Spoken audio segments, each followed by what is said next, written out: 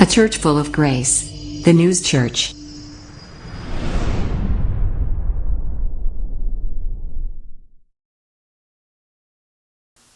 성경의 본문의 말씀을 가지고 나눌 은혜의 제목이 예수님이 하신 것. 자, 우리 오늘 본문은 참 많이 들어보신, 많이 알고 있는 오병이어의 그 기적에 관한 이야기입니다. 그런데요, 마태, 마가, 누가, 요한 요 네 명의 사도가 각각 요 장면을 똑같이 기록을 했지만, 오늘 마태가 기록한 오늘 본문의 내용은 어떻게 보면 제 생각입니다만, 저는 그 수박 겉핥기식으로만 이렇게 간략하게 요약해서 기록을 했다라고 생각이 듭니다. 근데 이제 다른 사도들이 또 쓴 같은 내용을 보면 좀 더 세밀하게 그 내용이 기록되어 있습니다. 자, 열왕기하 5장을 보면요, 아람의 군대 장관이었던 나아만이라는 사람이 나오죠. 그 나아만이 나병의 고통을 받았다는 거 다 아실 겁니다. 그래서 그 예수 그리스도께서 그것을 낫게 할 수 있다는 소식을 듣고 온갖 보화를 다 짊어지고는 엘리사에게 나왔죠. 엘리사 앞으로 찾아옵니다. 그 엘리사가 고쳐줄 수 있을까? 근데 엘리사는요, 나아만 장군이 왔는데 문도 열어주지 않았어요. 금은 보화에 욕심을 내지 않았다는 얘기예요. 금은 보화는커녕 문도 열어주지 않고 그에게 명령을 합니다. 하인을 시켜서 요단강에 가서 몸을 어떻게 해라? 씻어라. 몇 번? 7번 깨끗이 씻어라. 그러면 나을 거다라고 얘기를 해요. 그랬더니 나아만 장군이 열이 난 거예요. 뭐야, 나 같은 권력자가 이 많은 돈을 가지고 그래도 여기까지 찾아왔는데 문전박대해? 라고 막 하고 승질을 내고 돌아갈 때 그 하인이 막 달래죠. 그래도 믿져야 본전이니까 한번 해봅시다 라고 해보세요 하고 막 권면을 했겠죠. 자, 그런데 온갖 수고와 정성을 들여서 찾아온 그 나아만 장군의 그 환경과 어려움과 고통과 또 노력을 엘리사는 신경을 요만큼도 써주지 않은 것처럼 보였던 거예요. 그래서 화가 있는 대로 났습니다. 그런데요, 중요한 건 아람 나라의 장관인, 군대 장관인 사람이 그렇게 머리를 숙이고 왔음에도 불구하고 그런 대접을 받았다. 이거 굉장히 기분 나쁠 겁니다. 자, 그런데 그가 그럼에도 불구하고 병이 나았던 것은 자신의 생각대로 뭐 대접 못 받았다, 화가 나도 그럼에도 불구하고 그가 몸을 깨끗이, 그 나병을 깨끗이 나음을 입었던 것은 단 하나 때문이에요. 돈 때문도 아니고 권력 때문도 아니라는 것. 우리 이거 잘 들어야 돼요. 돈도 아니요, 권력도 아니요. 나아만 장군이 해서 몸을 나을 수 있었던 그 하나는 하나님의 은혜를 입었다라는 건데, 그 하나님의 은혜, 하나님의 능력, 하나님의 권세를 입을 수 있는 방법은 딱 하나, 순종이었다는 겁니다. 그 하나.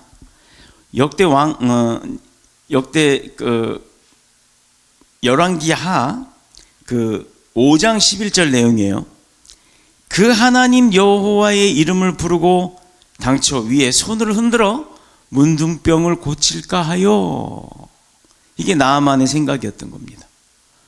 나아만이 수치와 모욕감에 치를 떨면서 노할만도 했지만, 돌아가던 그 나아만이 지혜로웠던 종 한 사람의 그 지혜에 의해서 권고죠. 막 그래도 믿어봅시다, 그래도 해봅시다, 그 말들 한번 해보세요라고 그 종이 더 똑똑했던 거예요. 여러분, 하나님의 은혜를 입는다는 것, 하나님의 능력을 내가 받는다라는 것, 하나님의 도우심을 구한다는 것은 내 생각도 필요 없고 내 권력도 필요 없고 내가 가진 모든 환경이 필요가 없다라는 내용이에요. 단 하나, 하나님께서 보시는 것은 열 제사보다도 순종 하나를 더 기쁘게 여기시고, 그 순종하는 모습을 통해서 하나님의 은혜를 베푸신다라는 것입니다. 오늘 이 사건 하나만 봐도 알 수 있죠. 또 여기서 나아만 장군보다 엘리사보다 더 믿음이 좋았던 사람은 지혜로웠던 그 종입니다. 하나님 앞에 그 종처럼 사시기를 축복합니다. 가진 것 없어요. 능력 없어요. 권력 없어도 그래도 나아만 장군보다 월등히 그 종 하인의 모습이 하나님은 더 기쁘셨던 겁니다. 지혜로웠던 거죠. 엘리사의 말대로 요단강에 7번 몸을 담근 결과 그 살이 여전하여 어린아이의 살같이 깨끗하게 되었더라가 바로 14절의 내용입니다. 우리가 신앙생활을 하면 사람이 세상 사람들처럼 똑같죠. 우리 신앙하는 사람도, 신앙을 갖고 있는 사람도 병들기도 하고 시험 들기도 하고 망하기도 하고 고생받기도 합니다. 그래서 고생하고 생각지도 못한 그런 일들이, 어려움들이 내 인생 가운데 닥쳐왔을 때, 많은 것들을 잃어버렸을 때 세상 사람들은 찾아가는 건 딱 한 군데 있어요. 어딜 찾아갈 것 같아? 한강다리 찾아가잖아요. 그런데 믿음의 사람들이 찾아와야 할 곳이 이곳 하나님의 성전인데, 성전이 아니라 다른 세상의 방향을 찾아서 세상으로 돌고 있다 그러면 한강다리 찾는 사람이나 세상으로 도는 믿음의 사람이나 다를 게 뭐가 있겠습니까? 똑같다는 얘기죠. 고쳐지지 않아요. 해결되지 않아요. 우리와 세상 사람들이 다를 게 그러면 없다라는 거죠. 자, 그러면 신앙의 본질에 대해서 한번 우리가 다시 생각을 해본다면, 신앙의 본질은 무엇을 가리켜서 이것이 참 신앙이다라고 말할 수 있느냐? 그게 제일 중요하겠죠. 오늘 본문의 말씀을 잘 묵상하시기 바랍니다. 너희가 먹을 것을 주라 라고 했던 예수님의 그 말씀, 거기에 순종했던 제자, 순종함으로 이루어진 예수님께서 하셨던 일들, 오늘 본문의 내용입니다. 이 내용만 잘 읽어도 우리가 세상에서 어떻게 살아야 하는지 답이 나오는 거예요. 오늘 본문을 한번 살펴보면 예수님의 소문을 듣고 많은 사람들이 몰려와요.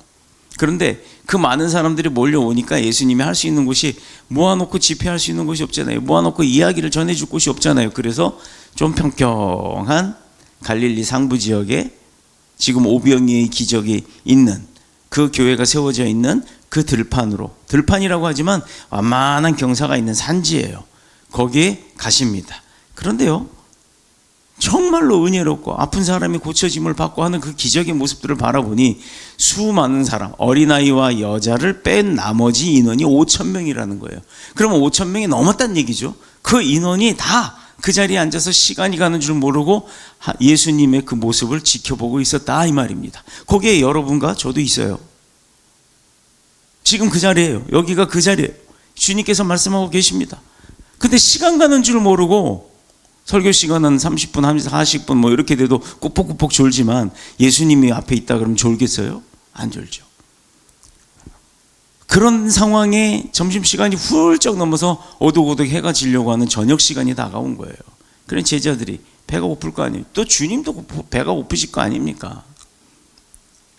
본문 15절에 보니까 저녁이 되매 제자들이 나와 가로되 이것 좀 빈들이요 때도 이미 저물었으니 무리를 보내어 마을에 들어가 먹을 것을 사 먹게 하옵소서라고 허락을 구합니다.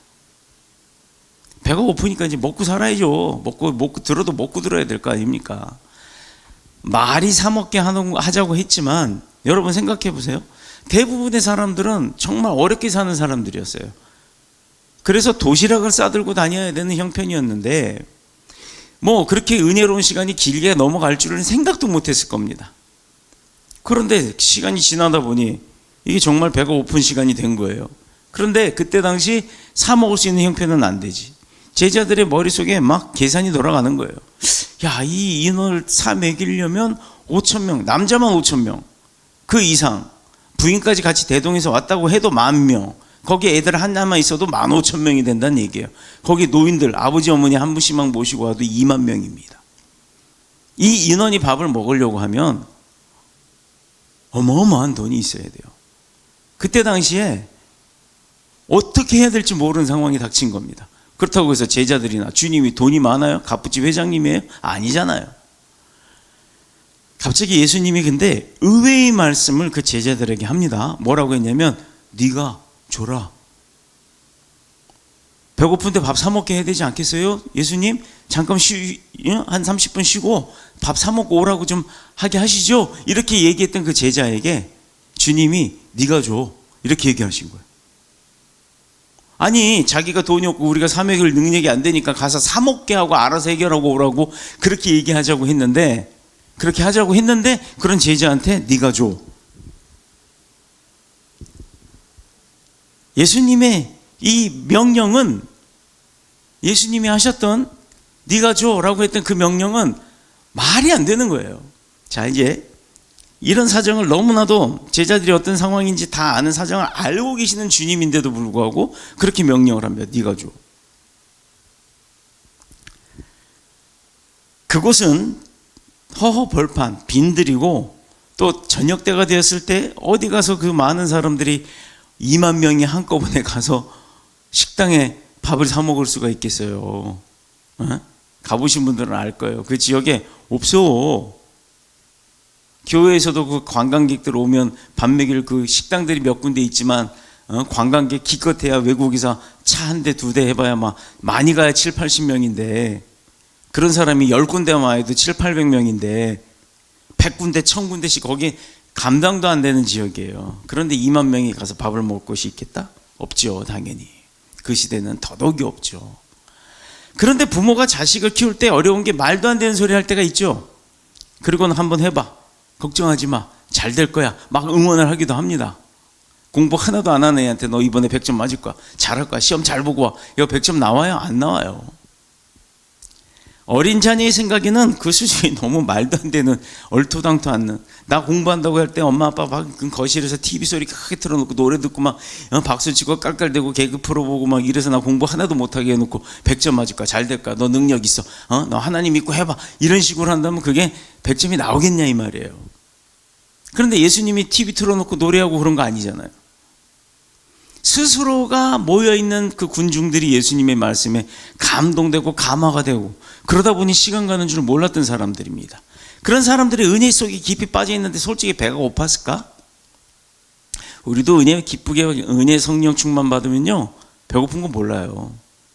자, 그런데 제자란 사람이 그 얘기를 했다는 거예요. 내 생각과 판단으로는 안 되는 것 같아도 부모님이 하라고 하면 되는 일 많습니다. 왜? 부모는 먼저 경험했던 경험자이기 때문에. 너희가 먹을 것을 주어라.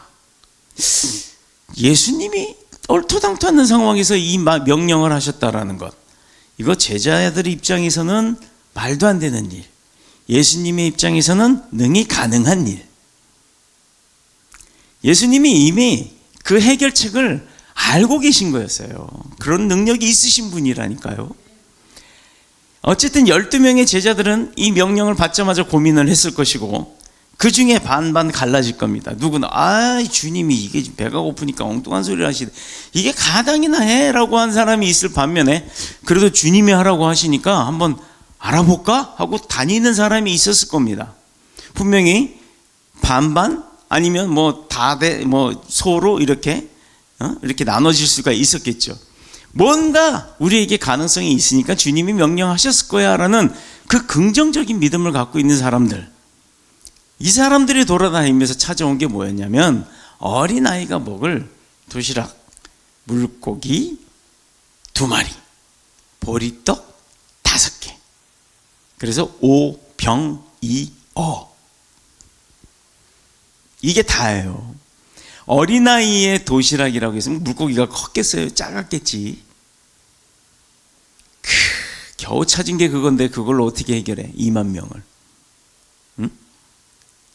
아무리 종살이하고 애굽에서 그 힘들게 그렇게 종살이 할 때도 고생해서 결국은 출애굽을 했는데 좋은 길을 열어주신 것도 아니고 우리가 다 알다시피 그 광야에 어려운 곳으로만 다니게, 힘든 곳으로만 다니게 하셨던 그 40년의 이스라엘 백성들의 고생, 그 고생 끝에 낙이 온다 했지만 40년 이후에 이스라엘 백성들이 가나안 땅에 들어갔을 때 정작 그 1세대들의 일부는 들어갔어도 대다수가, 그때 당시 평균 나이가 45세잖아요. 40년의 광야 생활을 하는 동안 태어난 아이들 30살, 40살 된 아이들이 들어갔지, 그 1세대들 애굽했던 사람들은 대다수가 어디서 광야에서 묻혔단 말이에요. 그런데 광야에서 가나안 땅에 들어갔어요, 못 들어갔어요? 들어갔다니까요. 그 과정에서도 정탐꾼들이 보냈을 때 10명 중 2사람만 오케이라고 했다는 얘기예요. 광야로 인도함 받은 그들이 시편 23편에 나오는 목자가 인도하시는 그런 길이 아니라 항상 위기 상황에 처해 있었단 말이에요. 그때마다 모세에게 와서 항의하고, 모세는 그때마다 두 손 들어 하나님 앞에 의뢰하고, 결과는 하나님이 이루시고, 이게 다시금 신약시대에 와서 예수님 앞에 지금 이루어지는 일이 오늘 본문의 내용이란 말입니다. 구약과 신약의 내용들을 비교해 보면 똑같은 일이에요. 똑같은 일. 오래된 노예 근성을 뿌리 뽑고 또 뿌리 뽑아버리고, 다른 한편으로는 하나님만 의지하는 그 믿음의 굳센 믿음을 주시기 위해서 훈련하셨던 겁니다. 그 훈련이 돼야 되는 거예요. 그리고 결국은 이스라엘 백성은 광야 생활 40년이 고통과 고생이라고 했지만, 하나님의 입장에서는 그게 그들에게 은혜를 주기 위한, 평안을 주기 위한, 지금 보세요. 그 이스라엘 백성들 요만한 땅 갖고 그 주변의 강대국들하고도 싸우고도 이기고 있잖아요.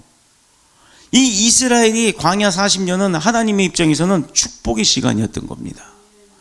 하나님의 백성으로 다시 태어나기 위하기 원했던 거예요. 여러분 지금 고통 가운데 있어요? 어려움 가운데 있습니까? 힘들어요? 그거 기뻐하세요. 하나님이 지키고 계실 때는 하나님이 주시는 그대로 따라가면 어떻게 된다? 해결받는다는 얘기예요. 제자들의 머리, 얄팍한 머리로 계산하지 마세요. 하나님의 머리, 예수님의 지혜는 따라갈 수가 없습니다. 하나님의 말씀의 언약을 붙들고 나아가면 어떤 길이 열리는가를 보여주시기 위한 과정이라고 생각하시면, 그렇게 믿으시면 모든 것이 해결될 줄로 믿습니다. 바로 이런 상황을 예수님의 제자들이 만난 거예요. 너희가 먹을 것을 주어라. 말도 안 되는 소리지만 말이 되는 능력이었어요. 분명한 사실 한 가지는 제자들이 할 수도 없는 것을 명령하는 주님이 아니라는 겁니다. 할 수 있기 때문에, 할 수 있다 하면 된다. 우리가 이 찬양이 왜 나온 걸까요? 말씀대로 순종했을 때 안 되는 게 없기 때문이에요. 자, 예수님은 제자들이 가져온 그 오병이어를 딱 보자마자 내게 주어라 하고 두 번째 예수님이 하셨어요. 명령을 가져왔지만, 그거 보잘것없는 거, 이거 갖고 어떻게 2만 명을 먹여, 이러면서 가져왔을 거예요. 믿음으로 주님께서 뭔가 있으니까 우리에게 시켜줬겠지 하고 긍정적인 믿음을 가지고 나간 제자가 가져온 그걸 보는 순간, 가져오면서도 그렇게 긍정적이었던 제자도 오병이어를, 아주 알량한 그 양을 가지고는 이거 갖고 어떻게 뭘 하시려나, 그냥 예수님 시장기나 좀 면하시려나, 욕이나 하시려나, 이러면서 오셨을 거란 말입니다. 이게 믿음이 있다고 하는 우리들의 모습인 거예요. 나는 믿음이 있어, 확신해 라고 하지만 상황이 딱 닥치면 이거 갖고 될까 말까 이렇게 하는 게, 갈팡질팡하는 게 바로 우리들의 모습인 거예요. 그런데 그걸 갖고 오니까, 주님 앞에 내놓으니까 주님께서 뭐라 그래요? 그거 이리 줘라, 내게 주어라. 그 다음에 하신 게 뭐죠? 주님께서, 오늘 본문 좀 잠깐, 자, 물고기 2마리를 가지고, 떡 5개, 물고기 2마리를 가지고 하늘을 우러러 축사하시고, 하늘을 우러렀다는 게 뭐죠? 그 음식물을 가지고 이렇게 하늘을 우러러 올려놓고 하나님 앞에 기도한 거예요. 아니, 예수님도 하나님 앞에 기도했다니까요? 축사했다니까요? 축사를 하고 나서 떡을 떼어서 제자들에게 주심에, 제자들이 무리에게 주니까 다 배불리 먹고도 12광주리에다가 차게 나눴대요. 그런데 먹은 사람이 어떻게, 여자와 어린이 빼고 노인들 빼고 5,000명이나 된 거예요. 남자만 셌는데도 5,000명이 배불르게 먹었다. 다 배불리 먹었다. 즉 2만 명이 그 조그만 어린아이의 도시락이었던 오병이어를 나눔으로 인해서 축사받고 나눔으로 인해서 다 먹고도 남았다라는 거예요. 12광주리가. 세상 일도요, 방법과 결과를 알고 있다면 어려울 거 하나도 없어요. 어떤 회사가 물건을 팔아야 돼. 북극에다가 냉장고 팔아야 돼. 여러분 팔 수 있겠어요? 북극에다 냉장고 팔아야 돼. 아프리카 한가운데 가가지고 히터 팔고 올 수 있어요? 보일러 팔고 올 수 있나요? 근데 그거를 방법을 알고 있다 그러면 그거 어렵지 않은 거예요. 근데 방법을 모르면, 아니 더운 나라에 히터를 어떻게 팔고 추운 나라에 냉장고를 왜 팔어? 그냥 내다 놓으면 자동으로 오는데. 방법을 모르고 결과가 어떻게 될지 모를 때 힘들고 어렵고 난감한 것입니다. 그러나 알고 나면, 끝내고 나면 쉬운 거예요. 그렇게 끝내고 알고 경험이 있는 사람의 노하우를 받으면 더 쉬운 겁니다. 안 해서 그런 거지. 우리가 하나님의 선하시고 온전한 뜻이 무엇인지를 알지 못할 때는 불평이 나올 수 있어요. 모르니까. 불만이 생기고 낙심도 생기지만 알고 나면 감사가 넘칠 수밖에 없는 겁니다. 그래서 그 과정이 필요한 거예요. 그 과정이 지나야 감사가 나오는 겁니다. 그 과정 가운데 있다가 포기하지 마시란 얘기예요. 주님의 음성을 들었다, 특별 계시를 받았다, 응답을 얻었다라고 하는 분들 가끔 있죠. 근데 저는 믿음이 연약해서 그런지 몰라도 그렇게 막 직통 계시 이런 거는 한 번도 받아본 적이 없어요. 그런 게 잘 안 돼요. 계시 잘 받고 음성 잘 듣는 사람이야 사역과 신앙생활이 쉬울 거라고 생각이 들기도 합니다. 그러나 그것이 잘 안 되는 사람들도요, 방법이 있어요.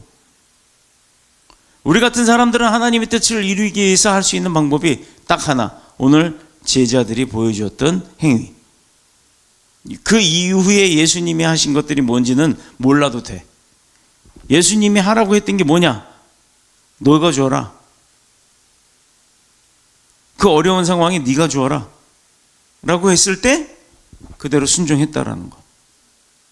그거 하나면 돼요. 저처럼 계시가 직접적으로 막 오지 않는 사람은 순종하는 것밖에 없어요.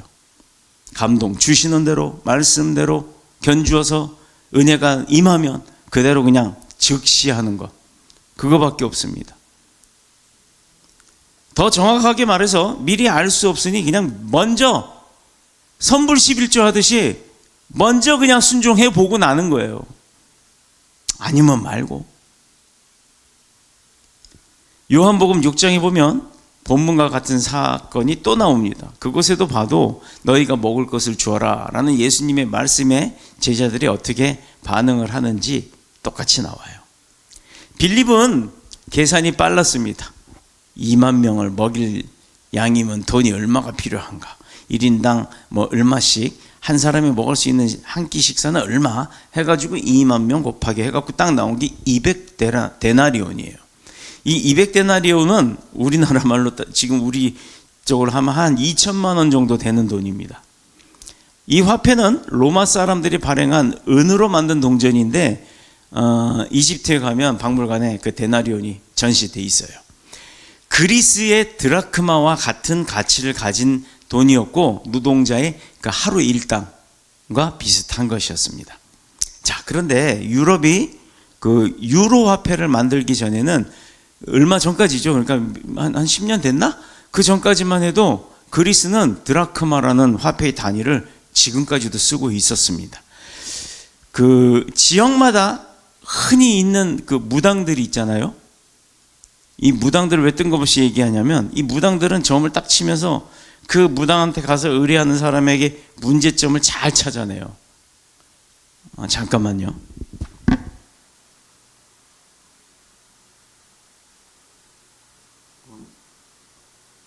뭐가 여기 있는지 계속 간질간질해가지고 그 무당들이 그 사람들의 의뢰하는 사람들의 문제점을 잘 찾아낸다고 하는데 사람들은 용하다라는 표현을 하잖아요. 문제는 그 무당들이 문제를 만난 사람이 그 무당이 그 문제를 찾아내도 해결해 줄 능력은 없다라는 거예요. 그래서 뭐라고 해요? 맨날 이거 해결받으려면 구틀해야 돼, 뭐 구슬해야 돼, 부적을 붙여라고 해서 그 귀신의 힘을 빌려서 해결받으라고 하지, 무당 스스로가 해결해 줄 수는 없다라는 거죠. 그런데 얼마나 웃기냐면 그런데도 불구하고 돈을 싸짐으로 가서 머리 조아려 가서 반말로 막 할 때도 그냥 끙끙대고 막 예예 해가면서 거기다가 돈을 줘가면서 그 무당을 신뢰한다라는 거예요. 자, 주님이 반말해요? 주님이 돈 달라고 해요? 주님이 문제만 찾아줘요? 문제를 찾았으면 주님은 해결해 주시는 분인데 그분한테는 왜 나오는 것도 싫어하고 주님이 반말이라 했다고 하면 막 그거 갖고 승질내고 삿대질 해가면서 그렇게 얘기를 하고 주님 앞에 헌금 내는 건 아까워서 주머니에서 뒤적뒤적 1,000원짜리 한 장 찾으려고 그렇게 애쓰고 왜 그럴까? 무당한테는 그렇게 공을 들이고 치성을 들이면서 왜 주님한테는 콧방귀를 낄까? 진실이기 때문이에요. 진실이기 때문에. 거짓은 사람을 현혹합니다. 위협합니다. 무당은 이거 안 하면 너 죽어 라고 하지만 주님이 이거 안 하면 너 죽어 그러나요? 회개에게 살리시는 분은 죽이려고 하지 않아요. 살리려고 하지. 근데 그거를 싫어해. 예를 들어 사탕 맛있습니다. 많이 먹어요. 병 걸려요. 약은 씁니다. 많이 먹으면 병이 나요. 그것만 봐도 알 거 아닙니까? 이거 초등학생들도 알아. 근데 예배 나오는 사람들이 그걸 자꾸 망각을 해. 이거 얼마나 웃기는 줄 아세요? 다 귀신에게 속기 때문에 그런 겁니다. 인생의 문제는 인생을 만드시고 세상을 말씀으로 창조하신 하나님 앞에 나올 때 해결받는 줄로 믿습니다. 그런데 교인들 중에, 나 성도라고 안 했어, 교인들 중에 이런 사람들이 의외로 많다는 거. 머리는 똑똑한데 행하는 능력은 없다라는 거. 깨닫는 것도 많고 그래서 할 말도 많은데 정작 문제를 해결하는 믿음의 능력은 그런 사람들한테는 없다라는 겁니다. 믿음의 능력은요, 말하지 않아요. 꾸준한 사람들이 예배에 꾸준히 나와, 예배에 성령 임하는 걸 꾸준히 갈구해, 기도 꾸준히 해, 이런 사람들이 기도 끝에 받은 지혜로 그 일들을 해결합니다. 빌립 같은 계산이 빠른 교인도 필요하죠. 필요합니다. 그러나 문제 해결이 안 되면 아무 소용없는 거예요. 요한복음 6장 8절에 보면 제자 중에 안드레가 나오는데 사람들 사이로 다니면서 먹을 것을 찾아와요. 누가 자기 먹을 것도 없는데 누가 그걸 내놓겠냐 솔직히. 예? 자기들 먹을 것도 없는데 누가 그 도시락을 갖고 왔으면 내놓겠냐고요. 만일 가지고 왔다 한들 그걸 어떻게 내놓을까? 그렇게 해서 찾지 않는 제자도 있는 반면 어딘가에 뭔가 있겠지 하고 찾으러 다니는 사람이 있다고, 두 분류가 있다고 분명히 얘기를 했습니다. 그래서 갔더니 어린아이가 내놓은 거예요. 분명히 어른들 중에 있었을 거야. 내 거라고 챙겨놓고 안 꺼내놓은 것뿐이지. 어린아이 하나만 갖고 왔겠습니까? 그런데 내놓은 건 어린아이 한 사람이었어요. 오병이요. 그래서 주님이 하신 말씀이 있죠. 잘 아는, 너희가 어린아이와 같지 않으면 천국에 갈 수 없다라고. 여러분, 신앙 안에는 하나님 앞에 순수하시기 바랍니다.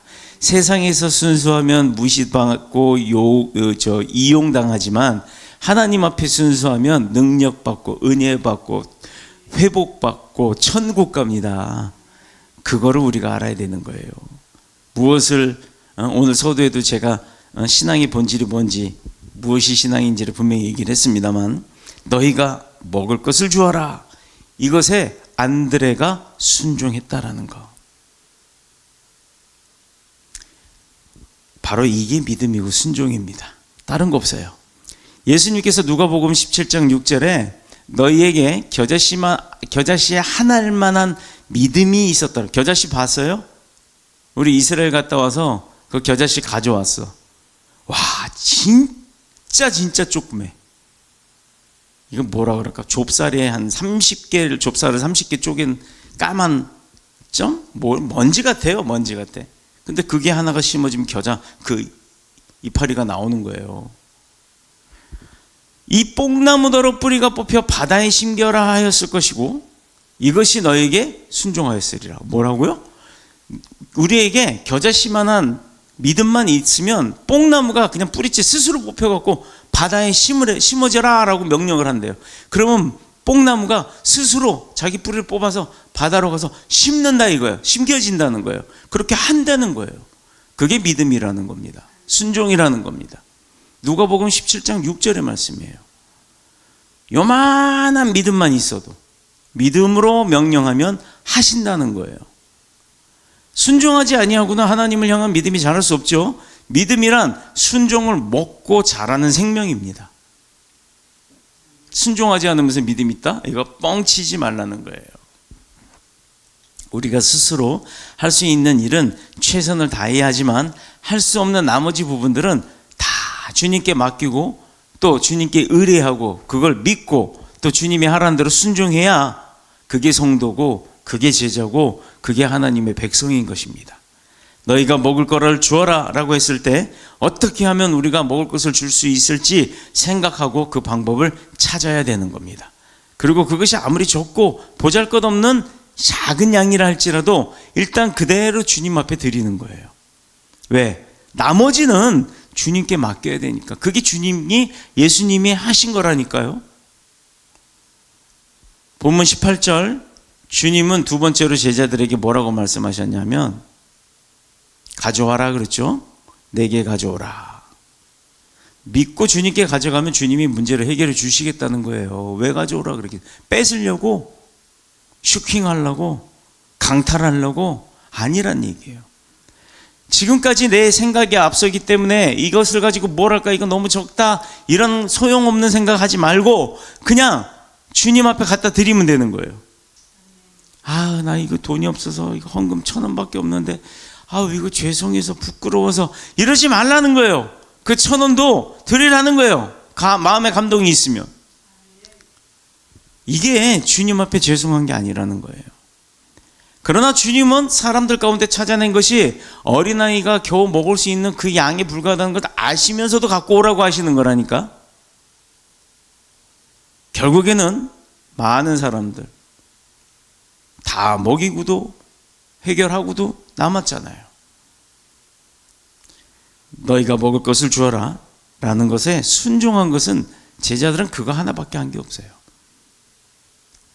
내가 순종한 결과는 적은 결과이고 뭐 보잘것없는 결과이라 할지라도 그것을 온전히 주님 앞에 드렸을 때 나머지는 누가 어떻게?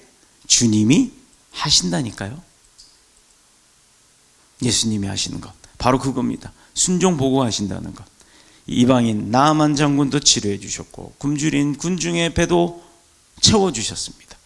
이 시간 우리가 주님을 향해 해야 할 것 뭐라고요? 너희가 먹을 것을 주어라는 것, 그리고 그것을 내게로 가져오라는 것. 우리 이거 기억하셔야 합니다. 우리가 순종했을 때 예수님이 하신 것이 무엇인지 기억해야 합니다. 신앙은 순종이기 때문입니다. 하나님의 구원의 능력은 순종을 통해 나타나기 때문입니다. 세상 사람들이 볼 때 십자가를 붙드는 것은 어리석은 것처럼 보이지만 교회 가서 예배하고 기도하는 것은 무능하고 못난 사람들이 하는 것처럼 보입니다. 그러나 우리는 저주받은 십자가에서 도리어 구원의 경험을 얻었고 하나님의 영원한 사랑을 예배드림 가운데서 체험할 수 있는 것인 줄로 믿습니다. 주님의 몸된 교회를 통해서 감사와 기쁨과 은혜와 능력을 체험하였습니다. 그러므로 말도 안 되고 말씀에 또 듣도 보다 못한 일이라 할지라도 말씀만 믿고 순종하고 나아가면 믿고 순종하면 그곳에서 능력이 나오고 축복이 아멘 능력이 나오고 축복이 나오고 기적과 구원이 우리에게 임하게 되는 줄로 믿습니다. 주님의 말씀에 순종하고 또 모든 것들을 풍성히 누리는 저와 여러분 모두가 되시기를 그리스도 예수님의 이름으로 축원드립니다. 아멘. 기도하겠습니다.